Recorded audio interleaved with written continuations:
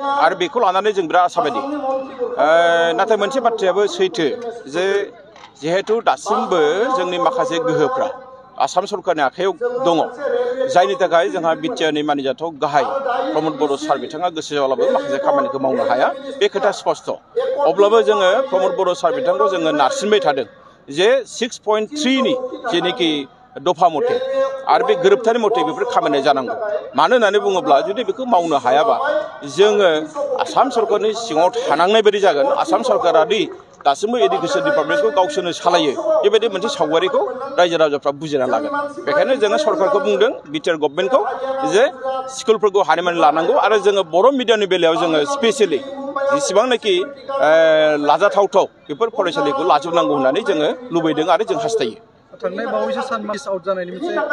खौराङा गोसारबाय थादोंमोन समाजारि बिजोङाव जों दासिमबो रोखा नङा बे बेलायाव जोङो चिफ सारजों सावरायगोन आरो लोगोसे एडुकेशन डिपार्टमेन्टजों जों सावरायगोन बिटिआर गभर्नमेन्टनि एडुकेशन डिपार्टमेन्टजों आरो आंनि मिथिनायाव जों बावैनो ज' जिरायगोन आरो बे आयदाखौ जोङो रोखा खालामनानै लागोन जोङो गाहाय आलासिनि बेलायाव फ्राय थिग खालामबाय आसामनि मानिजाथाव गिबि मन्थ्रि डक्टर हिमन्त बिश्व शर्मा बिथाङानो गाहाय आलासि जागोन आरो लोगोसे जोंनि बे मेलखौ बेखेवनानै होगोन जोंनि बिटिआरनि गाहाय मन्थ्रि प्रमद बर' सार बिथाङा जोंहा बियो आनअफिसियेलि जाबाय खिन्थु अफिसियेलि दासिमबो जोङो डिक्लेयार होथ'वाखै बावैनो जों नोंथांमोननो डिटेल्स हाबाफारिखौ नोंथांमोननो जों मोनहोगोन गासैबो रायजो राजानो जोङो मिथिहोगोन नाथाय नैबे बाथ्राया सैथो जे उदालगुरि जिल्लानि सिङाव थानाय डिमाकुसिनि दैमु नोगोराव जानो गोनां बर' थुनलाइ आफादनि जेनोखि 9, 10, 11 आरो 12 बे 2025 जानुवारियाव जानो गोनां बर' थुनलाइ आफादनि जथुम्माया थारैनो जोबोद मोनसे जारिमिनारि जागोन आरो जोबोद नायनो गोनां जागोन जिहेतु बे हाबाफारियाव जों गासै 9 सेमिनार जों लादों आरो बेजों लोगोसे गोबां माने आयदानि सायाव जों बेवहाय सावरायगोन रायजो राजानो जोङो मोनसे खराग जों होगोन फरायसाफोरनो जों मोनसे खराग होगोन जोंनि मेलेमजिबि जोंनि सानसुमै जोंनि स्कलार बिथांमोननो जों माखासे खराग लाबोनानै होफैगोन जाहाथे बिथांमोना बेनिफ्राय माबा मोनसे मोननो हायो बे खोथाखौ जोङो सानबाय थादों मानोना दिनैनि दिनाव डिमाकुसियाव जानो गोनां जथुम्मा बायदिखौ खुंनो थाखाय जों जि आन्दाज खालामदों बेवहाय गोबां रां खरस जागोन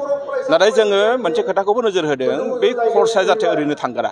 जों माबा मोनसे समाजनो होलांनो हायो नामा बे बिथिङाव बर' थुनलाइ आफादा बानजाय आफादखौ लानानै सानबाय थादों खामानि मावबाय थादों सानहर माखासे बेन्च 50 बोसोर साला जथुम्मा खुंफैबाय आरो दिनैनि गेवलां मेलखौ नोंथाङानो बेखेवबाय रायजोफोरनिसिम मा मेसेज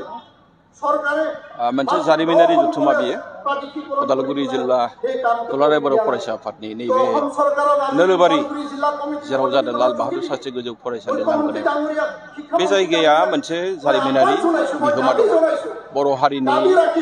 आगोलनि जि सोमावसारनाय बर' हारिनि राव थुनलाइ हारिमु बर' हारिनि सिनायथि बर' हारिनि सोदोमस्रि रैखा खालामनायाव बे जायगानिफ्राय गोबां बिहोमा दङ दिनै बेबायदि जायगायाव उदालगुरि जिल्ला बर' फरायसा आफादा 50 बोसोरारि जथुम्माखौ खुंनाया थारैनो जोबोद बाख्नायजाथाव आरो मोनसे जारिमिनारि हाबाफारि मानोना आं दिनै रायखांगोन बे जायगानि माखासे गेदेमा सुबुं जोंहा गपाल राभा बिथांमोना बिनि आर्किटेक्चार बिनि दाबुर बसुमतारी बिनि आर्किटेक्चार आरो बेवहाय माखासे गेदेमा सुबुंफोर अमरेन्द्र स्वर्गीयारि सुजेन दैमारि आरो लोगोसे माखासे बिर जोहोलावफोर जेरै जों रायखांनांगोन मेरगा बै समाव मेरगा होननानै बुङो खायला जों जायखौ बुंदों बै समावहाय आरो लोगोसे जोंहा बेवहाय गोबां माने बिनि मुंख्लं जोहोलावफोर दङ बिथांमोननि बे गोथार जायगायाव बे हाबाफारिखौ खुंनाया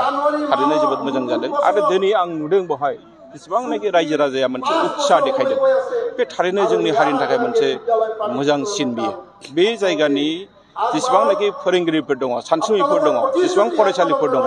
जेसेबां गामिफोर दङ बेवहाय थारैनो बाहागो लादों आरो बे हाबाफारिखौ माने जाफुंसार खालामदों बे जोंनि थाखाय जोबोद मोजां मोनसे नेरसोन होननानै आं बुंगोन